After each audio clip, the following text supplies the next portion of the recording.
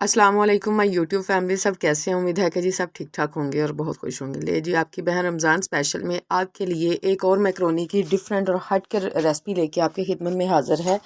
पहले भी मेरे चैनल पे मैक्रोनी की रेसिपी अपलोड है, लेकिन ये इस तरीके से बना के देखिएगा। दोनों तरीक़ों से ही बहुत मज़े की बनती है। काइंडली चैनल पर नए हैं तो चैनल को सब्सक्राइब कर दें, वीडियो को लाइक कर दें और एक प्यारा सा कमेंट्स कर दें। चलिए जी वीडियो की तरफ चलते हैं जल्दी से।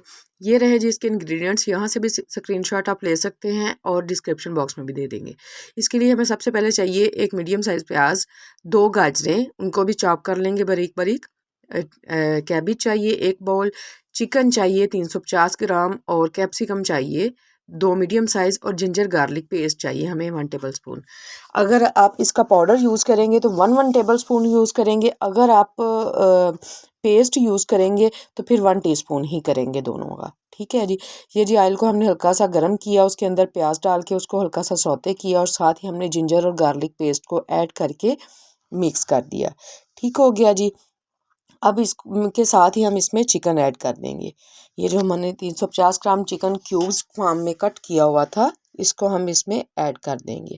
अच्छा, इसको इतना पकाएंगे कि इसका कलर चेंज हो जाए और वो जो हमने जिंजर और गार्लिक का पेस्ट डाला है उसका मतलब कच्चापन दूर हो जाए। ये देखें जी, ये हमारा कलर चेंज हो गया था और साथ में हमारा वो जो जिंजर गार्लिक का पेस्ट था उसका कलर भी चेंज कच्चापन दूर हो गया था। साथ ही हम एक स्मॉल साइज़ टमाटर ऐड कर देंगे। मेरे पास फ्रीज़ था, आप फ्रेश भी यूज़ कर सकते हो। सिर्फ हम ये 3 स्पाइसेस ऐड करेंगे, नमक, चिली फ्लेक्स, दादड़ मिर्च और साथ में काली मिर्च। साथ हम जी फ्राइज़ जो हैं उनको कट करके हम लोग उनको फ्राइज़ बना लेंगे। कोई उनको नमक लगाने की ज़रूरत नहीं है, कोई उनका कुछ करने की ज़रूरत नहीं, सिंपल हमने फ्राइज़ फ्राई करने हैं। ठीक है जी।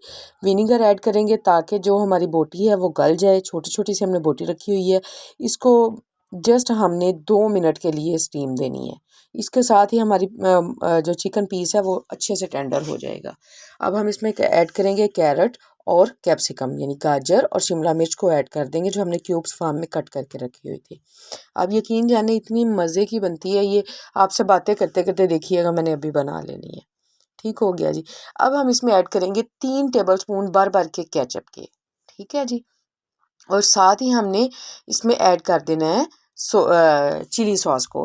अच्छा, विनीगर और सोया सॉस हमने स्टार्ट पे ऐड करना है, जबकि केचप के साथ हमने चिली सॉस ऐड करना है।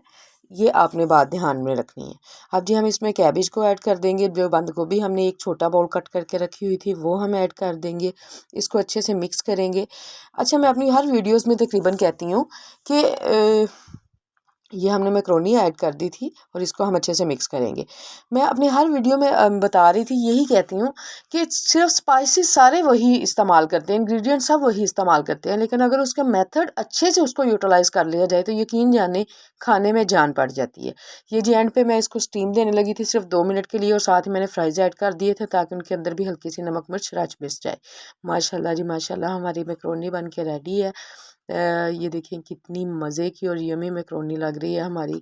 एक दफ़ा ज़रूर ट्राई कीजिएगा और मेरे साथ अपना फीडबैक शेयर कीजिएगा। ये जी अब बाउल में डालते हैं, गार्निश टाइम करते हैं। चैनल पर नए हैं तो काइंडली चैनल को सब्सक्राइब कर दें। वीडियो पसंद आई है तो लाइक कर दें, एक प्यारा सा कमेंट कर दें। मिलते हैं